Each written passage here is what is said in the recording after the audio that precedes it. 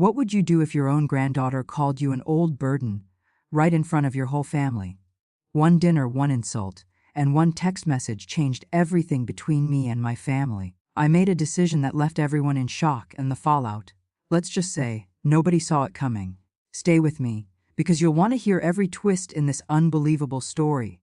There's a certain magic to Sunday dinners, isn't there?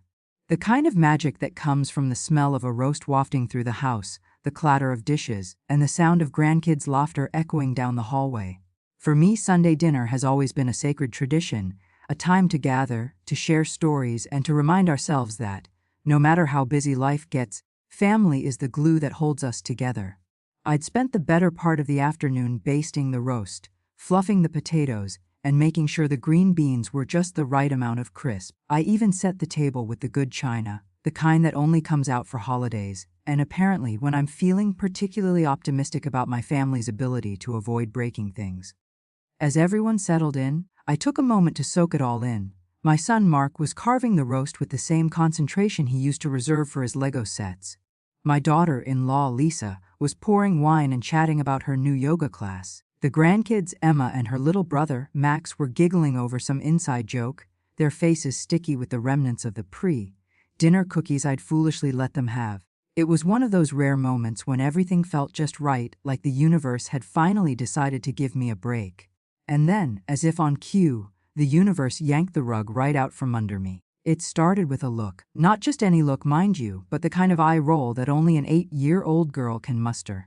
Emma, my sweet curly-haired granddaughter, fixed me with a stare so dramatic I half expected her to break into a Shakespearean monologue. Her eyes rolled so far back in her head I was genuinely concerned they might get stuck.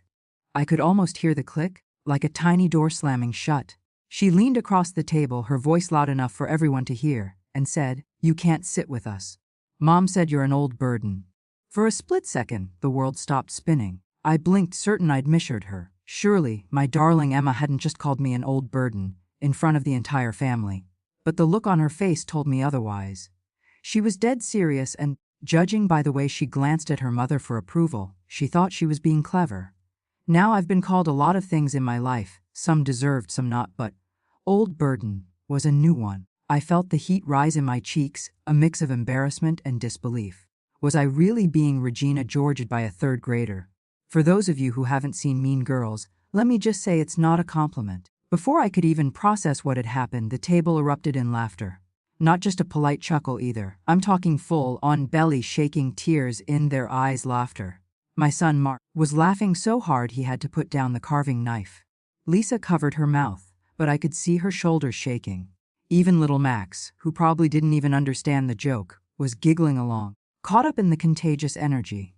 And there I was, sitting at the head of the table, feeling like I'd just been voted off the island. My own family, the people I'd spent years nurturing, supporting, and yes, occasionally spoiling, were laughing at my expense.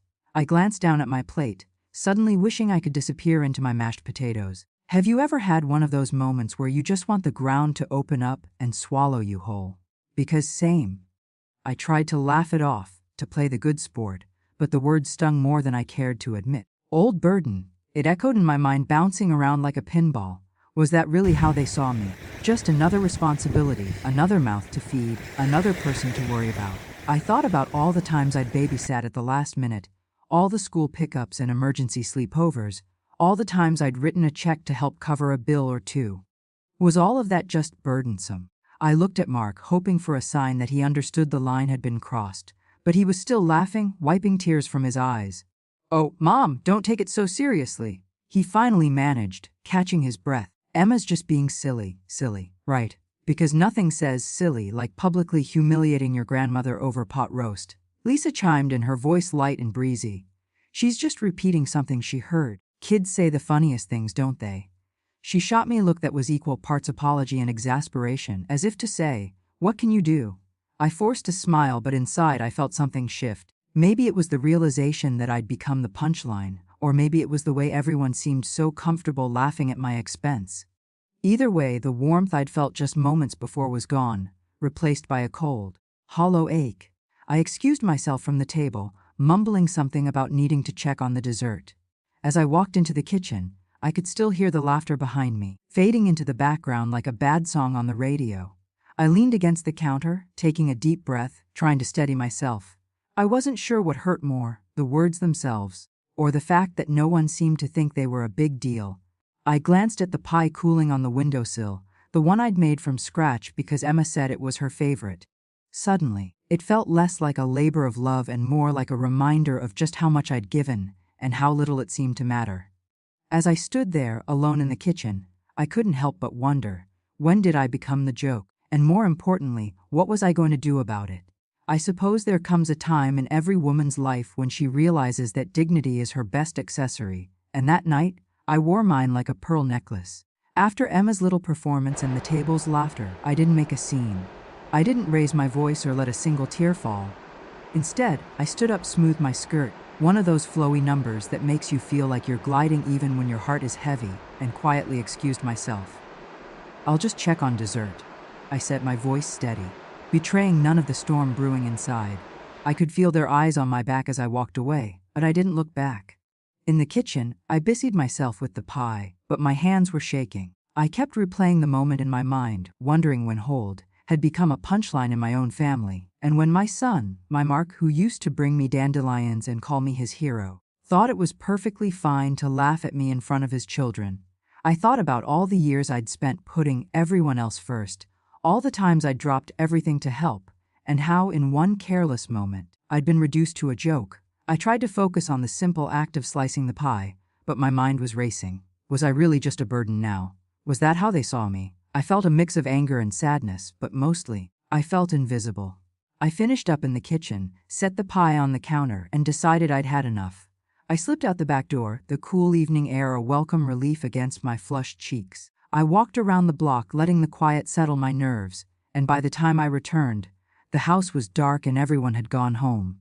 I made myself a cup of chamomile tea, the kind that's supposed to calm you down, and sat in my favorite chair by the window. The house was silent, save for the ticking of the old clock on the mantel, and I let myself feel the hurt. I thought about calling a friend, but I didn't want to sound like I was fishing for sympathy. Instead, I sat there, sipping my tea, and let the anger simmer. I even allowed myself a little fantasy about teaching them all a lesson. Maybe I'd forget to bring dessert next time, or maybe I'd take a nice long vacation and let them fend for themselves for once. I was halfway through plotting my imaginary revenge when my phone buzzed on the table beside me. I glanced at the screen, expecting maybe a message from Lisa or even a sheepish apology from Mark. But no, it was just a simple text from my son, "Payment still due tomorrow." For a moment, I just stared at the screen, my mouth falling open in disbelief. The audacity! Here I was, still smarting from being called an old burden at dinner, and now he was texting me about the mortgage payment I help him with every month, as if nothing had happened. It was almost funny, in a twisted sort of way, how quickly I could go from being a punchline at the dinner table to a lifeline at the bank. I thought about all the times I'd written that check, no questions asked, just happy to help my son and his family keep their heads above water. I thought about the sacrifices I'd made, the little luxuries I'd given up so I could be there for them. And now, after all that, I was just a burden. I felt a surge of righteous indignation, the kind that makes you sit up a little straighter and remember your own worth. I took a deep breath, steadied my hands, and typed out a reply. Figure it out. I hit send before I could second-guess myself, and immediately felt a strange sense of satisfaction. It wasn't about the money, not really. It was about respect. It was about reminding my son, and maybe myself, that I wasn't just a walking checkbook or a convenient babysitter. I was a person, with feelings and boundaries, and I deserved better than to be laughed at in my own family.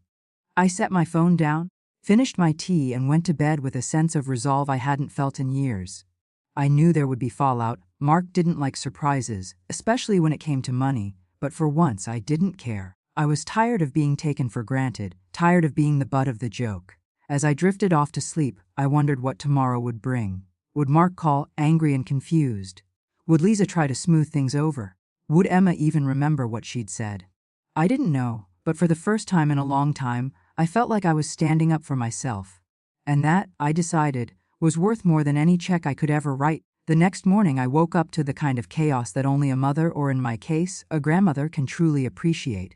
My phone, which usually greets me with a couple of good morning texts from friends or the occasional weather alert, was absolutely ablaze. It was as if I'd suddenly become the most popular woman in town, except instead of invitations to brunch or book club, I was being bombarded with a flurry of missed calls, frantic texts, and even a voicemail from Lisa, my daughter-in-law, who, up until now, had been about as warm as a January morning in Minnesota. I couldn't help but smirk as I scrolled through the messages, each one more desperate than the last. "Mom, can we talk? It was just a joke. Emma didn't mean it. Please call us back." There was even a worse "so sorry really," which, coming from Lisa, was practically a written apology on parchment, sealed with wax. I set my coffee down and let myself enjoy the moment. Isn't it funny, I thought, how quickly people remember your value when their comfort is on the line. Just yesterday I was the whole burden. At the dinner table, the punchline to a joke that everyone found hilarious, everyone except me, of course. But now, with the mortgage payment hanging in the balance, I'd been magically transformed from family inconvenience to fairy godmother with a checkbook. I could almost hear the gears turning in Mark's head as he realized that the bank doesn't accept "just kidding" as a form of payment. I pictured him pacing the kitchen, running his hands through his hair, trying to figure out how to fix this without actually having to say the words, "I'm sorry." I imagined Lisa, usually so composed, suddenly remembering every nice thing I'd ever done for her. From babysitting the kids at the last minute to making her favorite lemon bars for her birthday.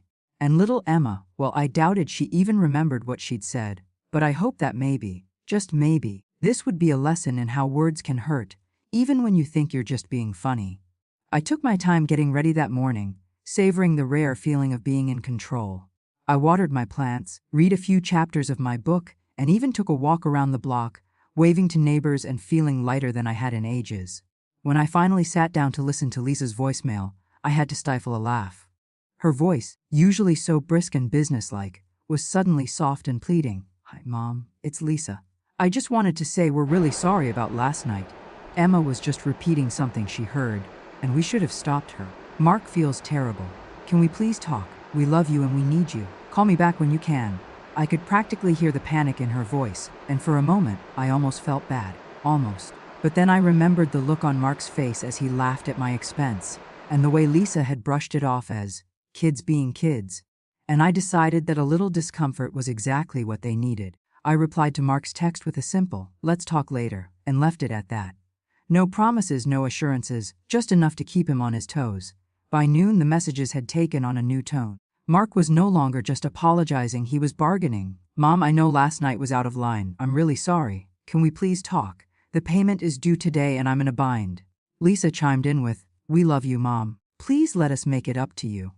Emma wants to say sorry too. I could almost see them, huddled together in the kitchen, trying to come up with the right words to win me back. It was a strange feeling, being the one with the power for once. For so many years I'd been the fixer, the peacemaker, the one who smoothed things over and made sure everyone else was comfortable, even if it meant swallowing my own hurt. But now, the tables had turned, and I was in no rush to give up my seat. I decided to take a drive to the local park, the one where I used to take Mark when he was little. As I walked past the playground, I watched the children running and laughing, their parents chatting on benches or scrolling through their phones. I thought about how quickly time passes, how the little boy who once clung to my hand was now a grown man with a family of his own, and how easy it is to forget that mothers and grandmothers are people too. We're not just background characters in their lives. They're to provide meals and money and free babysitting. We have feelings and limits and the right to be treated with respect. Sitting on a bench in the sunshine, I let myself feel proud for standing up for myself, even if it had taken me longer than I'd like to admit. I thought about what I wanted to say to Mark and Lisa, about how I deserved better than to be laughed at or dismissed. I wasn't sure how the conversation would go, but I knew one thing for certain: I wasn't going to let them off the hook with a simple, "sorry." If they wanted my help, they were going to have to earn it, not just with words, but with actions. As I watched a little girl push her grandmother on the swing, both of them laughing, I felt a pang of longing. That's what I wanted, not just to be needed, but to be cherished. To be seen not as a burden, but as a blessing. By the time I headed home, my phone had quieted down, the flurry of messages replaced by a single, tentative text from Mark: "We'll love you, Mom. Please call when you're ready." I smiled, feeling a sense of peace settle over me. Maybe this was the wake-up call they needed. Maybe, just maybe, things would be different from now on. And if not, well, I'd learned that sometimes The best way to remind people of your value is to let them feel your absence. After all, fairy godmothers don't just wave their wands for anyone, they save their magic for those who truly appreciate it. I'll admit it, there was a certain delicious satisfaction in letting Mark and Lisa stew for a while.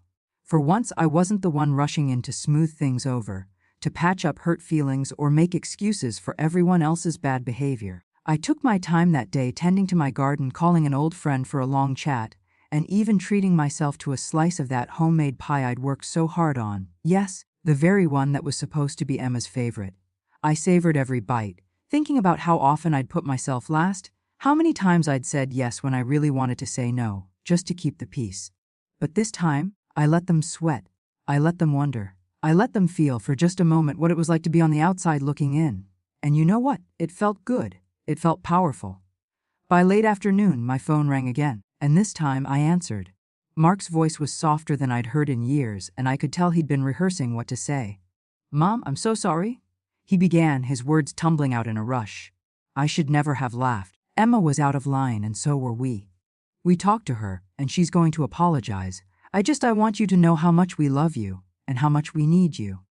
I could hear Lisa in the background prompting him, and then she got on the line herself. "We're really sorry, Mom. We took you for granted, and it won't happen again. Emma's waiting to talk to you." There was a shuffling sound, and then Emma's small, tentative voice came through. "Grandma, I'm sorry I was mean. I didn't mean it. I love you." My heart softened, as it always does for my grandbabies, but I knew this was my moment to set things straight, not just for me, but for every woman who's ever been made to feel invisible in her own family. I took a deep breath and said, "Thank you, Emma. I love you too. But words matter, sweetheart. We have to be kind to each other, even when we think we're being funny." I could hear her sniffle, and I knew the lesson had landed. I turned my attention back to Mark and Lisa. "I'm glad we had this talk," I said, my voice steady. "But things are going to be different from now on.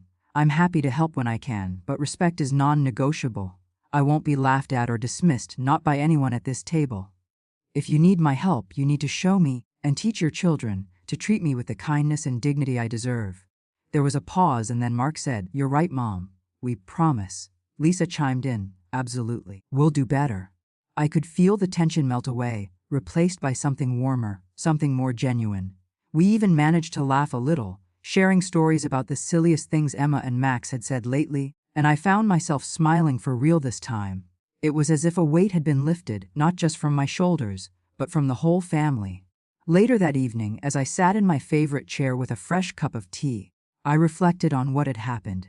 For so long, I'd believed that my value came from what I could for others, how much I could give, how much I could sacrifice.